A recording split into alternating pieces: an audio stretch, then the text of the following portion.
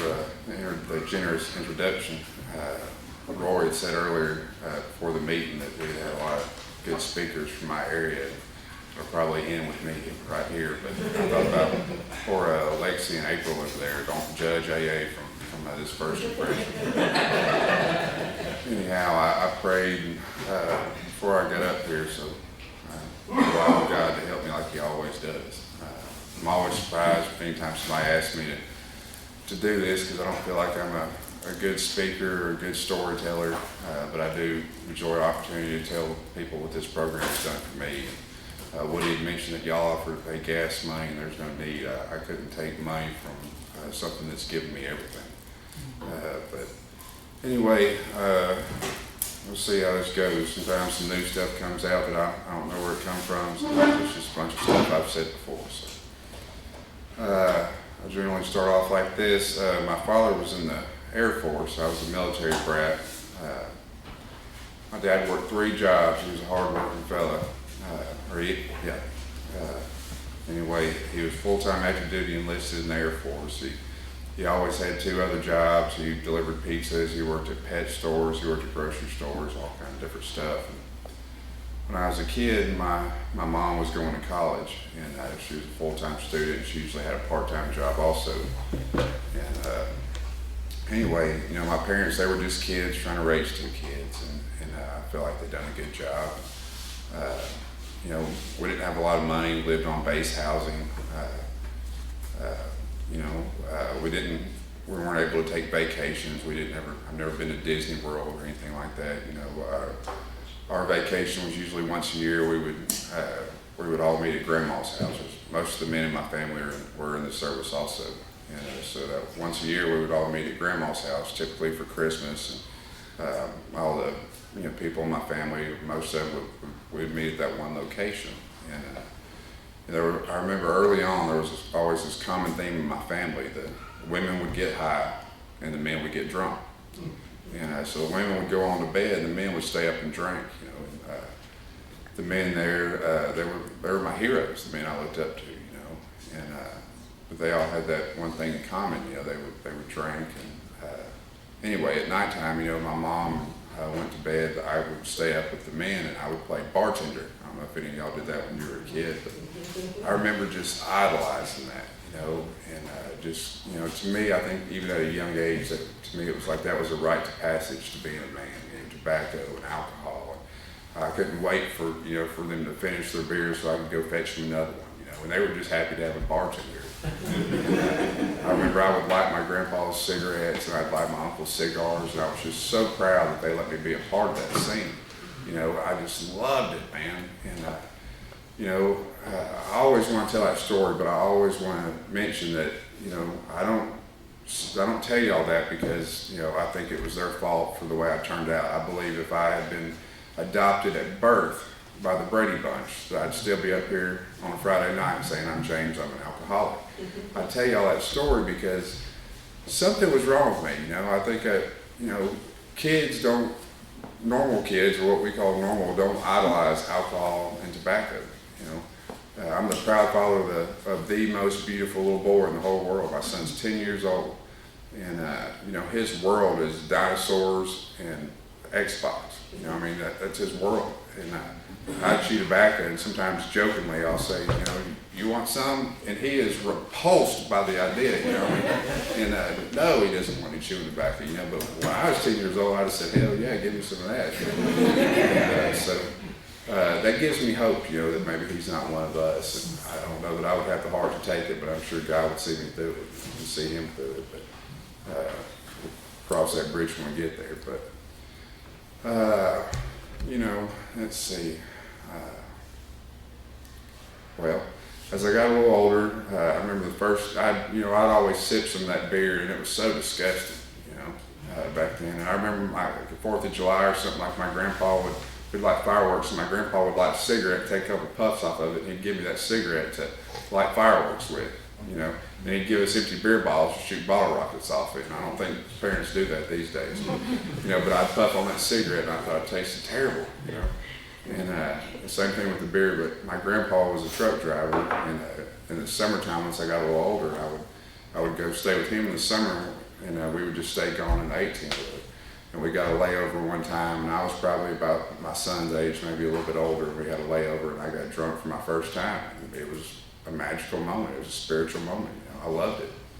And I thought, man, I want to do this every chance I can. But when you're that age, I don't care how mature of a 10-year-old you are, you're just not going to pass for 21. And so. I had an older sister, and she dated older guys, and so I was usually able to get my hands on some of those outside issues.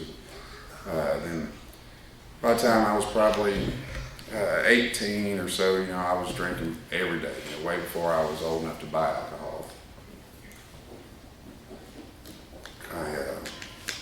Well, before that, I'll backtrack a little bit. I graduated from military school. I got out of military school, and I soon met a woman that would become my first ex-wife, and I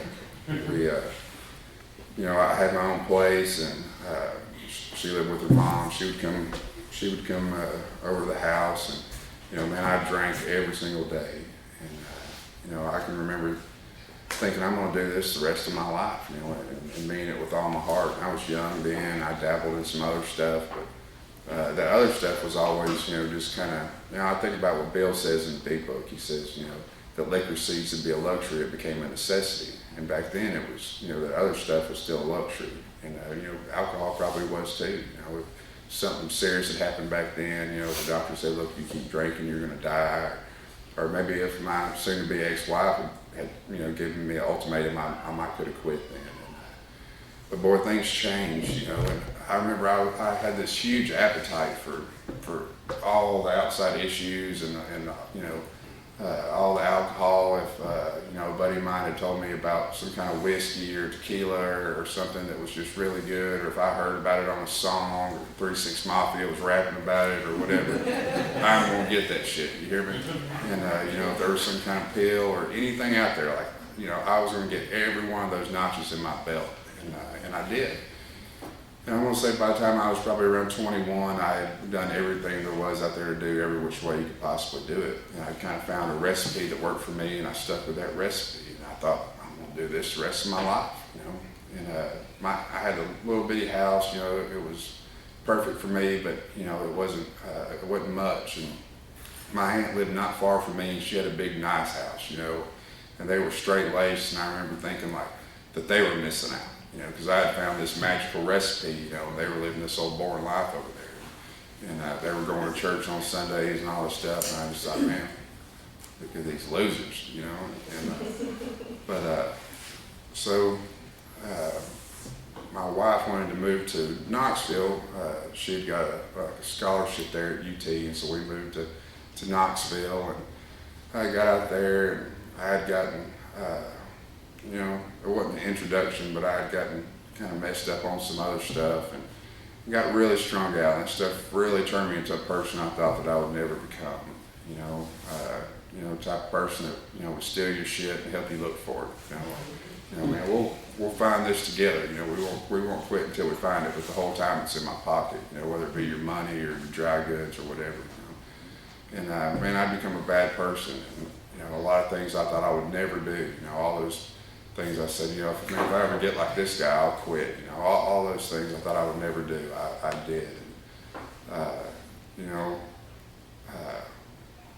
Anyway, I got some help, and I got off all that stuff, and I got to where, I'd still been drinking every day throughout that process. I'd go to liquor stores and I'd steal from beer stores, I'd steal from, anywhere. And, but I'd gotten some help, and, but I had left all that stuff alone. I didn't have a program. I believed in God, but I just didn't believe He was a power greater than me at the time. That's how I felt, And I thought that, I was the one that made things happen in my life. And, I didn't, like I said, I didn't have a program. I was the same asshole I'd always been. The only thing I was doing different is I wasn't using that stuff anymore. And I just started progressing, drinking more. And I drank every day at this point for, probably 10 plus years. And I had a job where, I got to where my handwriting was real shaky in the morning, And, it just seemed logical to me. I thought to myself, well, on the weekends I wake up in the morning and I start drinking and I never get the shakes. So I thought, why don't I just drink a little bit of whiskey before I go to work, and that'll take care of the shakes. And it did. And then for a little while, and then somewhere down the road it got to where the shakes would start coming back a few hours into the day. And so I started bringing whiskey with me to work. And that took care of the shakes, I thought, problem solved. Man, I'm smart, genius. So I thought, since I was so smart, I thought, what I really need to add to this recipe is a child. And so I, was telling my wife, I said, I really want a little boy, and she was telling me how I needed to grow up and, how I needed to do better. And I said, baby, I'm going to do better. She said, you always say you're going to do better. And I said, well, I'm going to start doing better about doing better. Anyway, I'm a good manipulator, so I talked her into getting pregnant. But I remember that I told her that, I said, look, if you'll get pregnant, I promise you, I'll quit. And I meant that with all my heart, I meant that with all my heart, I swear to that. And, I had this image in my head of who I wanted to be and what I wanted my life to look like. And, I was tired of who I'd become. At this time, I didn't hate who I'd become like I later would, but, I just wasn't proud of who I was. And I wanted to get better. And so I told her, I said, look, if you'll get pregnant, I promise you I'll quit. I meant that with all my heart, y'all. And anyway, she got pregnant, and I was still holding. I thought, once I drink this away, I'm done. And I thought it was just going to be like that. Didn't have anything at home. I'd be on my way home from work. My wheels be turning on all day long. I thought, I'd just stop and get a little bit. Then when you walk in the liquor store, it's like, I don't want to get a little bit, so then I'll have to get back out, if that doesn't work. So, but tomorrow, I'm done with this, And then, how that turned out. And then, so I told her, I said, look, when he comes into this world, I'm done. I promise you, I'm done. And I just, I wanted that so bad. But he come in this world, and I cut the umbilical cord, and I saw him come out, which is a traumatic experience. I do not recommend anybody watching that. But terrible, terrible. But but I survived it.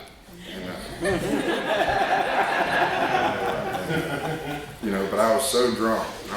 I remember I kept having to go out to my truck, to drink, and I was in such bad shape. But when you're like that, you're always wondering, like, do they know?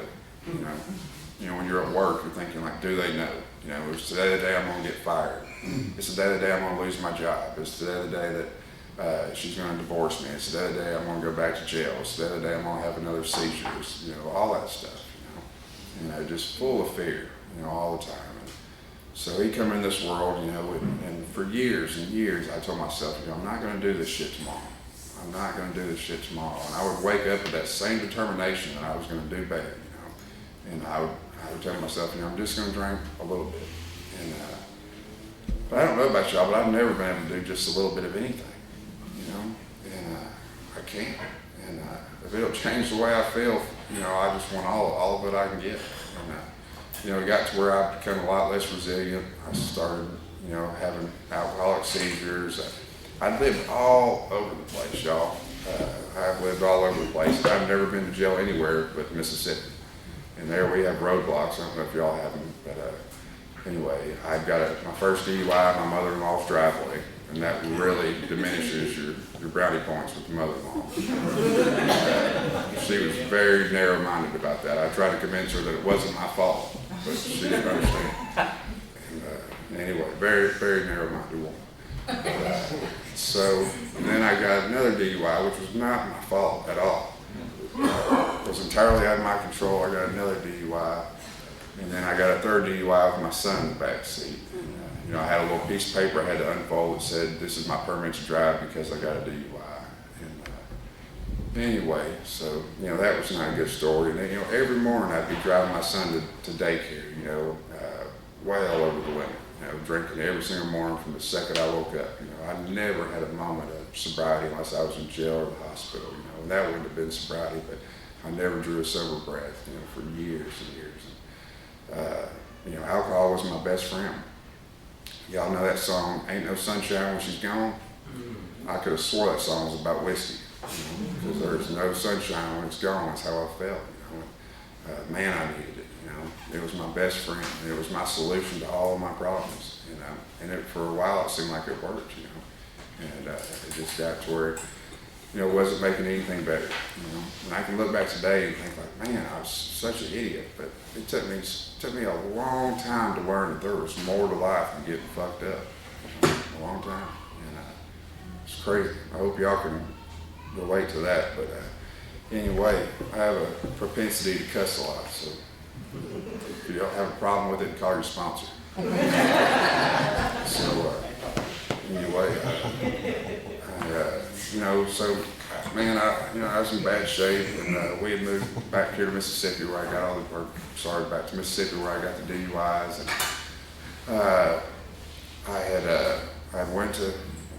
I'd come to in a hospital room. All my family was there. I told you how spread out my family was, and they'd done an intervention with me and told me I needed to go to rehab. I didn't want to go, but they had lied to me and told me I was facing some serious time if I didn't go to treatment. So I went, and my wife came and told me she wanted a divorce, and I couldn't blame her.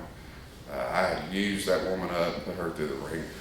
If there had been anything worth holding on to, she'd have held on to me, and she did for a good while longer. She didn't divorce me right then, but she told me that, and I thought, man, I don't need this treatment stuff, and I started chasing women there in rehab, trying to change the way I felt, because I felt terrible. And I got out of there, and she let me come back home, which was contingent on my sobriety, and I screwed that up, and then so I moved back in with the girl I met at rehab. And I don't know if y'all have tried that, but it did not work. And I was another one of those statistics. And so we got out of there, and I started living in the Indian motels, where you pay a weekly rate. Then it was $150, which was a terrible place to live, and I would get kicked out of these Indian motels because I'm a hellraiser, And anyway, back then, I didn't really have any friends. Back then it was like, I'd used everybody up pretty much. My family had told me that they loved me, but it was just too sad of a show to watch. That if I was going to continue to live in a self-destructive manner, then they would just appreciate, if I didn't come around. They still loved me, they just couldn't stand to watch it anymore. My friendships were, I use you and you use me. I'll do something for you as long as I get something out of it, and that was pretty much the way it went. But I did have one friend in this Indian motel I lived in. Y'all have seen the movie Talladega Nights? Well, I had this black guy that lived next door to me with a mohawk, and he was my best friend at the time, and his name was Ricky Bobby. True story. And, Ricky Bobby was a good friend at that time. We would try to look after each other, and if I was out of whiskey, he would try to share his with me, and I would try to do the same thing. And that was the closest thing I had to a friend back then. And so anyway, I'd gotten kind of consumed with the idea of suicide. Now everybody would just be so much better off without me. I don't know if y'all ever experienced self-pity. Like if you're an alcoholic, you have. An alcoholic will wear self-pity like it's a warm blanket in the wintertime. But I was very familiar with it, and I remember I was confiding in my grandpa, and I was telling him how I felt, and he said, man, think about your son. And I said, man, he would be so much better off without me. And it's a fact that if I continued living the way I was living, he'd been better off without me. At that time in my butthole career, people were having to protect my son from me, his own father. I would be trying to load him up in the truck, like, no, you don't need to be driving him around. And I remember I just could not understand that, And trying to tell an alcoholic he's had enough is not an easy thing to convey to an alcoholic. But so anyway, my grandpa suggested, he said, man, if you really want some help, he said, why don't you go to the hospital and tell them that you're a suicidal drunk? And I said, man, all right, I'm in. I didn't have any insurance. And I said, I'm in. So he said, well, you can come spend the night at my house tonight, and tomorrow morning I'll take you to the hospital. But I had to do what any good alcoholic would do. I got good and damn drunk that night. And so my grandpa had to take my whiskey from me because I got so out of hand, and he drinks pretty good too. And but I wouldn't think that he is one of us by any stretch.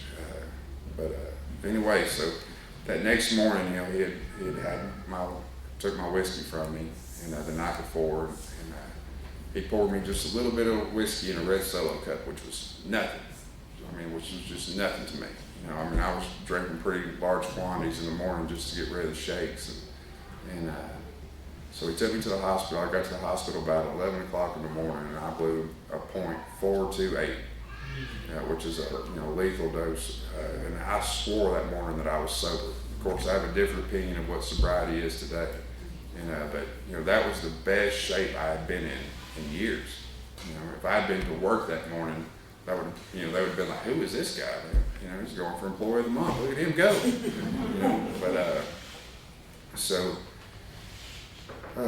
Anyway, that was the last drink that I've had. This past Wednesday, I celebrated 8 years sobriety. God is good.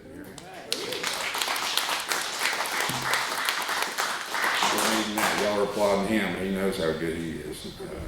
Because I couldn't do it. I could never put together one day, and I tried for a long time. But anyway, they detoxed me there at the hospital, and I remember nothing. But I got through there. Maybe it was about 5 days or so, and then they sent me over to the crazy house because I told them I was suicidal, and I call that my second stint in rehab. And I felt like at this time at the crazy house, I was probably good chance I was the coolest kid in rehab this time. And there was a lot of people there that didn't have drug or alcohol problems. But then this girl came into rehab, and she said that she was the dean of old Mrs. Wife. And I thought, and she was kind of sweet on me. And I thought, at the time, I thought that was pretty stout. Dean of old Mrs. Wife being sweet on me. But then I got sober on down the road, I got a little more clear-headed, and I got to thinking, she was not the dean of old Mrs. Wife. There was no way. But I think to myself, there's no telling what I might have told her. I thought, you do whatever you got to do in those days. I probably told her I'm gonna be in the NBA next year, or I'm Brad Pitt's brother, or signing shady records or whatever. But anyway, so we had planned this whole rendezvous. Keep in mind we're at the crazy house, right? And so stark, raving sober, and and we had planned this rendezvous. We're like in these rooms where they lock us in at night, and I figured out how to pick my lock and all this stuff. And so we're going to meet up that night, and my blood pressure was just through the roof. And they were worried I was going to have a stroke or a heart attack. And so they were giving me blood pressure meds, and they had asked me had I ever taken lisinopril. And I remembered that I had taken it before, and I'd had an allergic reaction to it, and that my father had the same allergic reaction when he tried to take it. But man, my mind was just so messed up, and I was just taking pills. I was real familiar with that, so they gave me that blood pressure medicine. I took it, and then just a little bit later, I remember what the allergic reaction that I would have was. My lips began to swell. This eye swelled completely shut, and I had just a little bit of visibility in my left eye. And so my tongue swelled up, and I couldn't breathe. I couldn't talk, and I remember I walked up to that girl, and I looked so deformed. I looked even worse than I look right now, if you can even imagine that. But I walked up to that girl, and this is going to be really hard to believe, but at that point, she lost interest in me. But I look back now, and I can see that was God doing for me what I couldn't do for myself. I was about to just start my recovery off on the wrong foot, and just imagine that uncomfortable phone call, to my parents or my grandparents or whoever, anybody that would answer the phone, and I'd be calling my grandpa up and telling him, man, can you come get me from the crazy house? I'm getting kicked out because I tried to hook up with the crazy chick at the crazy house because I'm a crazy person, but it's not my fault. And so anyway, that's how my sobriety started, but fortunately God intervened, and I didn't get kicked out of the crazy house, and I've been sober ever since.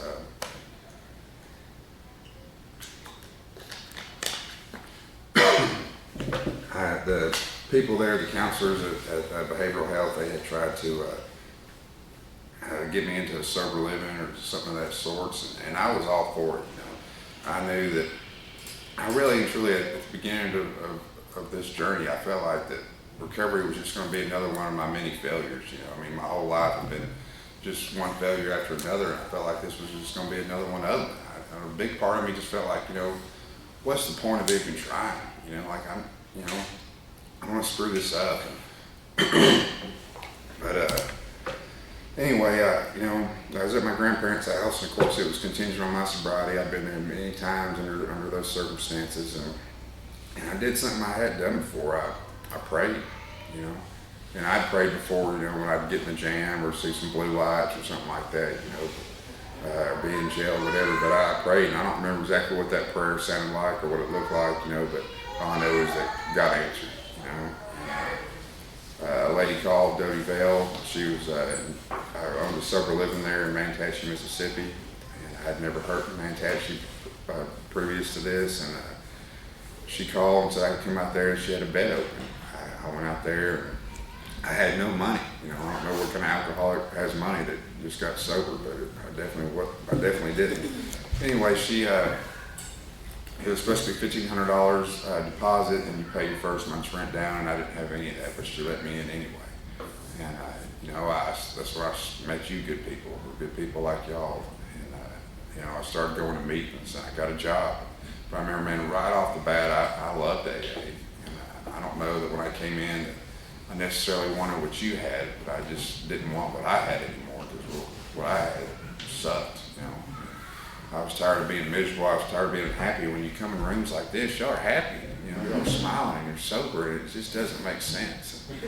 I can recall when I was sober living, I had been so against going to doctors for a long time, and I carried that with me for the first 6 years or so of sobriety. But I remember I was at sober living, you know, and it would often feel like something was missing. And, you know, I can recall that my face started hurting all the time. And I couldn't understand why, you know, and it got bad enough I really started thinking about going to the doctor, and my stomach was hurting all the time, you know, and I thought, man, I've always had a really tough stomach, you know, but man, it was painful. And I finally figured out what was causing all the pain. It's because I was laughing and smiling, which caused me to use muscles that I hadn't used in such a long time. You know, I was happy. And, you know, man, but, you know, I'd go to meetings, and at first I would feel so inferior when y'all would talk about God, you know, and people would talk so poetically about their relationship with God and you know, all the things He's done for them. And, you know, and I believed in God. I grew up in church, you know, and I believe that Jesus Christ is my Lord and Savior, but, you know, I don't know. And I just didn't have that relationship with Him. Even when I would try to say something about God, it just felt so phony, you know, and just felt so foreign to me. But anyway, you know, my sponsor told me, you know, he said, man, he said, you know, every morning you need to wake up and ask God to help you stay sober. And I was okay with that, you know. And I didn't really think that it would work, but obviously it did. And he said, at nighttime, thank Him, you know. And I still do that to this day, you know. I talk to him about a lot more stuff than just that, but that's about as important as it gets, you know. And so, you know, I'm a big sober living advocate. I don't believe I'd still be sober today if it wasn't for sober living, but I think that there is no doubt that it was God's will for me to come to AA.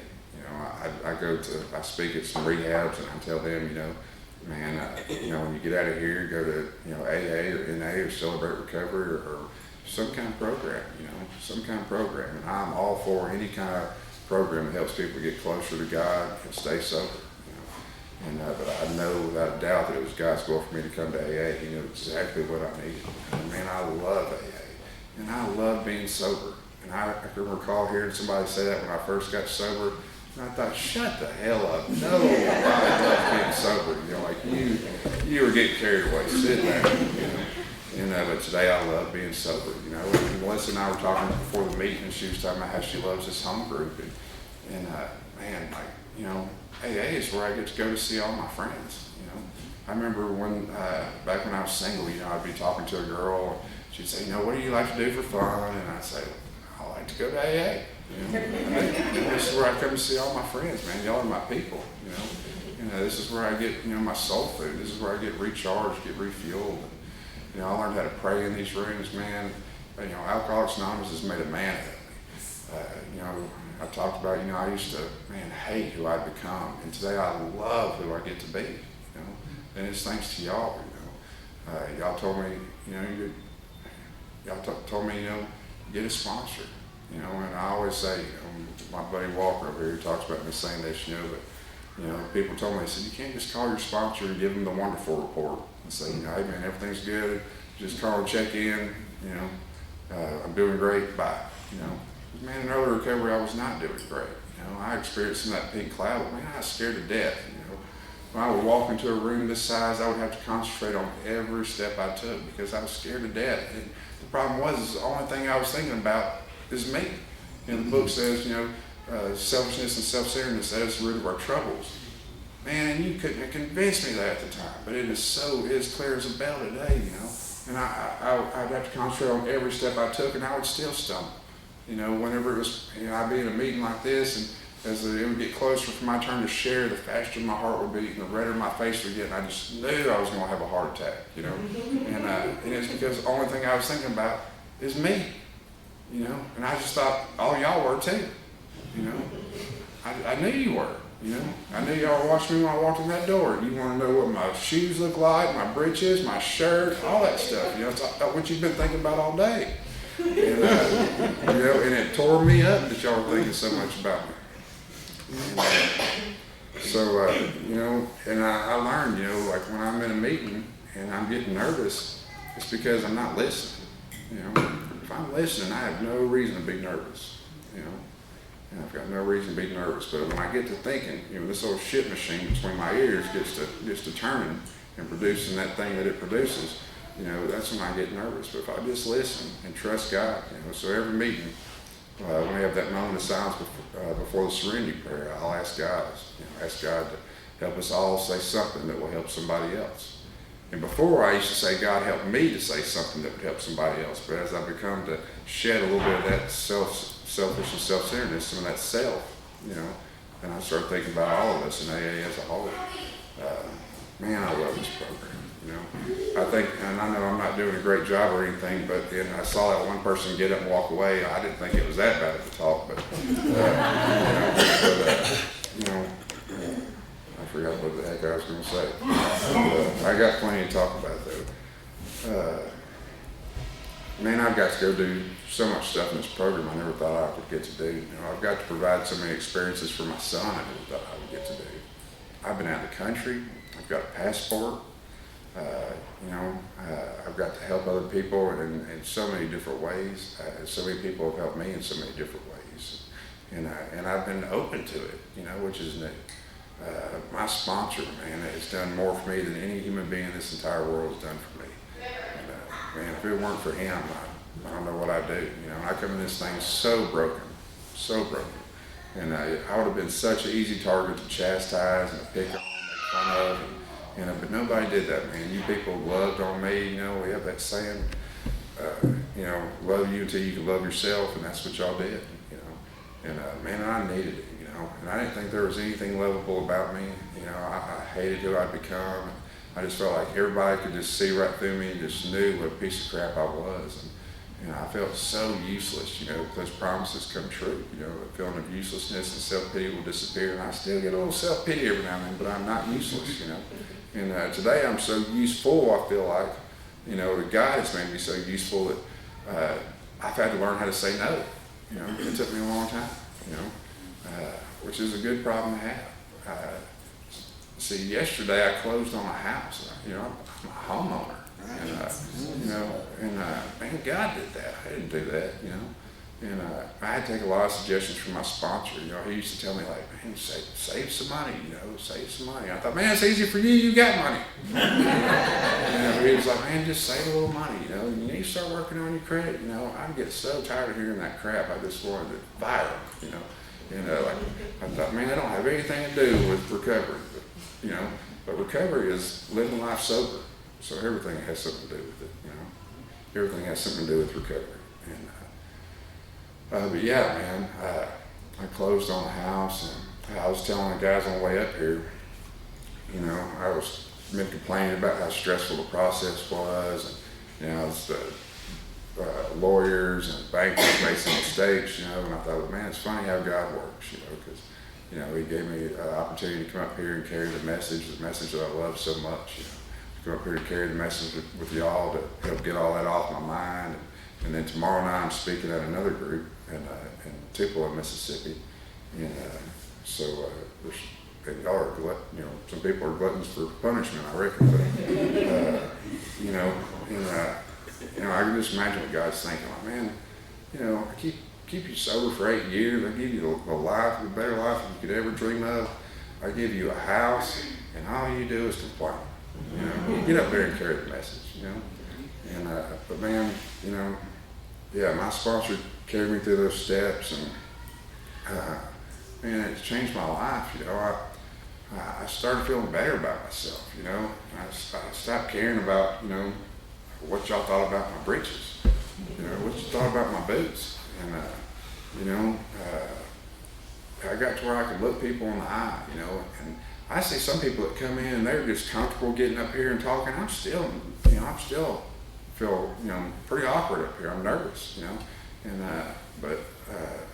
you know, I see people come in brand new, you know, and look me right in the eye. And I'm like, man, it took me a year and a half before I could do that. You know, I didn't just do my fist step and just immediately start looking people in the eye. It took a little while, you know, and you know, it was just because I felt so unworthy, you know, and just so much shame. But God took that away, you know, and there's that saying that God brought me to AA and AA brought me to God, and that is my story right there, you know. I have a friend from California, and he says that, you know, that they kind of do AA without God. And I thought, how is that even possible? You know, but anyway, I'm proud to be from Mississippi. But yeah, my sponsor carried me through those steps, and now I get to carry other guys through those steps, you know. Man, that is a true blessing. You know, when we come in here and we're so broken, and when we first come in to rehab or AA, we look like shit, you know. But then we stay sober, and God starts working on us, you know, and it's like our skin gets sober, and then our hair gets sober, and then our eyes get sober, but then God starts sobering up our hearts, you know. And you know, we start caring about people other than ourselves, and you know, life starts getting good. We start to enjoy life. We start to get happy, you know. And I think that all of us have been in the pursuit of happiness, you know, our whole life. I think that's why I drank the way I did, you know. I wanted to be happy, you know. And but I'm not going to find that in the bottle, you know. I'm not going to find that in the bottle. I found that in the rooms of Alcoholics Anonymous, and man, life is good. Yeah, I love getting to work with other guys. And the guy I work with, I was telling him, you know, about the stuff I got going on this weekend. I spoke at a rehab Tuesday night, and then my son and I will serve at church Sunday. And the guy I work with was saying, like, man, you know, you can say no, don't you? And I said, man, why would I say no? I said, you know, I could never, ever repay the debt that to Alcoholics Anonymous, the debt I owe to Alcoholics Anonymous. I could never repay that debt. You know, this program has given me everything, man. This program has given me a relationship with my son. You know, I'm no longer a drunk babysitter. It's given me a relationship with my parents. It's given me a wife, you know. I get to come here, and, you know, I got to see Melissa. You know, people want to hear me. People ask me to come speak, and I know y'all regret it right now. But, you know, but man, when I'm drunk, you know, there's no way that 20 or 25 people is going to sit there and listen to me speak for an hour, you know. Never, you know. Nobody's ever going to ask me for my help when I'm drunk. You would have to be the most desperate son of a gun in the world to need my help. You hear me? You hear me? I mean, no. And, you know, I'm no help to anybody when I'm messed up. But today, you know, I do have the opportunity to help people. I'll tell you all this story because I can't think of something to say. So anyway, I remember I was, well, I'll tell you this. So let's see, last year, maybe it was the year before, I guess it was the year before last, I broke my shoulder. I got baptized that morning, and then we had a crawfish boil over at my sister's house, and my brother-in-law has this ATV. It's this turbocharged side-by-side. That joker is hot rod, and we've been putting the kids around, and I would try to just baby this thing. I would give it just a little bit of gas, and it feel like the front tire was going to come up off the ground. The kids loved it. I was scared. So we got done, and I asked my brother-in-law, I said, man, why don't you take me down the road in this thing and just show me what it'll do? You know, and he said, all right. And the crawfish were done. We should have just ate. And, but it had like this 5-point harness, but I don't need that shit. You know? So anyway, we didn't even go 100 yards down the road, and he flipped us 3 times. And it broke my shoulder, and I had a bone almost poking through the skin, and you could see the bone, and it was all bloody, but it didn't come all the way through. And it separated all the muscles from my shoulder, and all the muscles were in this big wad down here in my lower back, and my shoulder was hanging way down here. So somebody stopped, you know, and asked, was I okay? And I was like, you know, yeah, why you asked? You know, they're like, your shoulder's broken. And I said, what makes you think that? You know, and he said, the guy said he'd worked in the emergency room like for decades, you know, one of them know-it-all type people. And said, said there's 2 ways to tell if a bone is broken. He said, one is a deformity, and one is a bone poke through the skin. He said, you got both. And, I wanted a second opinion, and the next guy stopped and he told me pretty much the same thing. You need to get your butt to the hospital. So I got to the hospital, and I was okay. I wasn't really in a lot of pain or anything, just adrenaline. And, you know, so we went to the hospital. This was when COVID was, you know, really up there. People were really getting the panties in a wad about it. And, but for me, you know, I feel like one of the gifts of sobriety is that I don't have to live in fear anymore. I never let that stuff scare me. And God will take care of me. I've never had COVID. God is good. And so we get to the hospital, and before I walk in, I'd already called my sponsor and talked to him. My wife asked me, she said, are you going to let him give you any pain medicine? I said, I don't know. I'm trying my best not to, you know. And like I said, I prayed before I went in, and my shoulder was in bad shape. They had me doing all these funky things, trying to get x-rays, you know. They'd have me trying to hold some pose, and then she'd run around there and hit the button, and then by the time she got to the button, I'd lost the pose and had to do it all over again. When all that was said and done with, and I'd done about 4 or 5 successful x-rays, and I needed something for pain, and they gave me some Toradol. They didn't work, and they gave me something stronger.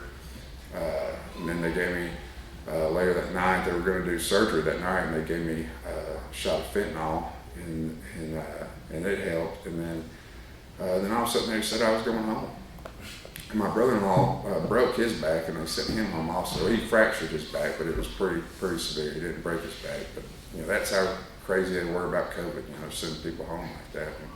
So I went home with this bone trying to poke through my skin. But anyway, so they gave me that second shot of fentanyl, and they gave me a prescription for some pain medicine. And if you knew my whole story, you would know that, you know, I don't need prescription for pain pills. You know, and again, we're not middle of the road type people. You know? So anyway, I felt a little apprehensive about all that. But I was in so much pain still, even with, you know, the shots they'd given me. And we stopped and got that prescription filled. We went home. My wife has social media, and she posted on there and asked people to pray for me. And you know, well over 100 people said they were going to pray for me. And I remember thinking, like, man, I'm in so much pain right now. How am I going to deal with this in the morning? And you know, it's going to be just terrible. I won't sleep tonight or anything. But I slept like a baby. And when I woke up that next morning, the pain was gone. There's no explanation for that other than God, you hear me? And I had a whole bottle of pain pills there, and I didn't need them. I didn't need to take them, you know. And I didn't wake up spiritually sick, spiritually bankrupt, emotionally sick. I didn't hate myself, nothing, you know. It was good. And I sat at home and until about a week later, and I got to go, you know, do surgery. And, you know, I took a pain pill or 2 after that. But, you know, I should not be able to do that, you know. I mean, by definition of what I am, I should not be able to do that, but it was fine, you know, and I got through that with my dignity. You know, Woody wanted me to come speak here last year in November, but then I had to have a kidney removed on November 7th, And I got through that with very little pain medicine, and that was the most painful thing I'd ever gone through in my life. It was terrible. I was in surgery for over 7.5 hours. It was very tough, but man, God is good. I told this story. I got a job working for the city, and I done maintenance for several years. When I did maintenance, I was Melissa's maintenance man. I had like 36 residential properties I was responsible for, and about 12 commercial properties. And 2 of those commercial properties were beer stores, and 1 was a liquor store. And I had keys to these places. I coached the alarms. A person like me should not be able to have a key to a liquor store to code the alarm. And on Sundays, about every 3 months, I would go up there and I would strip and wax the floors. I remodeled that liquor store. I had to move every single bottle of whiskey, vodka, wine, all that stuff in there. None of it ever jumped in my belly. None of it ever made me thirsty. Nothing. Because that's how good God is. That's how big God is, y'all. That's how big He is. I'd get in there and I'd take selfies of me with all this whiskey behind me. But that's how big God is. And so I've been praying about another job, and I was uncomfortable, but I wanted to level up in life, and a guy approached me about a job that same morning that I prayed about a job, and offered me a job working for the city. So anyway, I took that job. I gave my boss a month's notice, and I went there. I was going to turn in my paperwork, and the chief of police pulled up behind me, Grant Bailey, and I thought, oh crap. I don't know about y'all, but the police still intimidate me. And I've got a license, I've even got insurance, but man, I get nervous, after I get out of the car, I have to check the seat, make sure it wasn't wet. And but anyway, the chief of police pulled up behind me just to say, and I do not work for the police department, I do work for a living, but he just wanted to welcome me aboard, come along with the city, I thought, man. That is crazy, because the police used to pull up behind me for completely different reasons. And I got to drive a cop car. That's really cool. I drove the hell out of the cop car. But anyway, I went inside and I was filling out the paperwork with the city court clerk, and she said, the guys are really excited about you coming aboard. She said, you've got a really good reputation. And that's how big God is. Like God can pick up a crooked stick and hit a home run, And, I told her, I said, I used to have a reputation, but it wasn't a good one, And, man, they put me in charge of the sewer department, so I've got the shittiest job there. I like telling this story because I love telling people, things God can do, I think just that He's kept, somebody like me sober for 8 years is a lot. I think He's done the same for y'all. And, there's nothing God can't do, you hear me? So, anyway, man, I took this job, and the guy just retired, and he kind of just showed me where all things I was going to have to work on was, and I was just really proud I was able to remember where all these locations were, but I had no idea what to do with it. And man, I tinkered with this stuff, and then I got my buddy a job there, and he come aboard, and we were working together, and I taught him everything I knew, which took about 2 minutes. And we would have a pump go down, and we'd work on that joker all day long, and we'd be covered in crap, literally, and frustrated, and we'd go home, and I did not like leaving things unresolved. I like to be a problem solver, and I like to leave situations better than I found them. That's what this program is taught me. But I'd go home, I'd be frustrated and feel a little blue about it, but then I'd come in the next morning with that determination that we're going to win. I'd go in and be the same thing, and I'd tell my buddy Corey, I said, man, today we're going to take lunch, we're going to take lunch, we're going to walk away from this thing, maybe that's what we need, and so we ate lunch, and we come back, and we were nasty, I told him, I said, man, there's one thing we haven't tried, and he said, well, what's that? I said, we haven't prayed. And so as nasty as we were, we held hands and we prayed. And 5 minutes later, that pump was running. And I swear to God, we've done that several times since then. But I think to myself, like, why do I have to wait till I'm covered in shit, frustrated, and I've tried it my way, every which way I can possibly know how before I say, God, can you help me? You hear me? you know, why do I do that? You know, you think I would walk into these situations and say, God, I don't know what I'm doing. I sure could use your help. You know, that's not the way I live my life for some reason. You think that we would be the most humble people on earth after, you know, the book says that an alcoholic is an extreme example of self-will run riot. And I agree with that 100%. You know, and you would think that now I would wake up in the morning, I'd say, you know, go blue shirt, red shirt, just tell me what to wear. You know, left turn, right turn, you tell me, you know, but it's not how I live my life. And live my life a whole lot better, and I try to live by God's will. But I've still got a long ways to go. I tell you, if you know, if you're new to this program, like I said in April, I tell you that, you know, I tell you, it gets so much better. It gets so much better. I love this life. I love who I get to be today. You know, get involved in this thing. You can be as busy in this program as you want to be. You know, there's so much to do, and nobody in your entire world cares more about your recovery than the people in this room.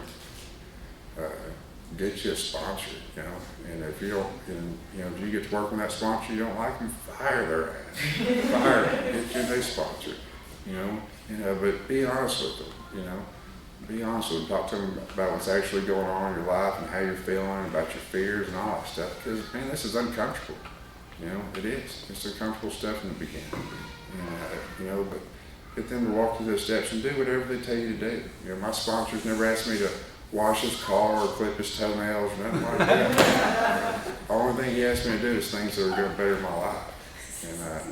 And he's provided that for me, you know. I can't do this alone. I need y'all. I need a sponsor. I need God. I appreciate y'all listening to me ramble. I mean, I thank y'all for helping me stay sober. Thank y'all.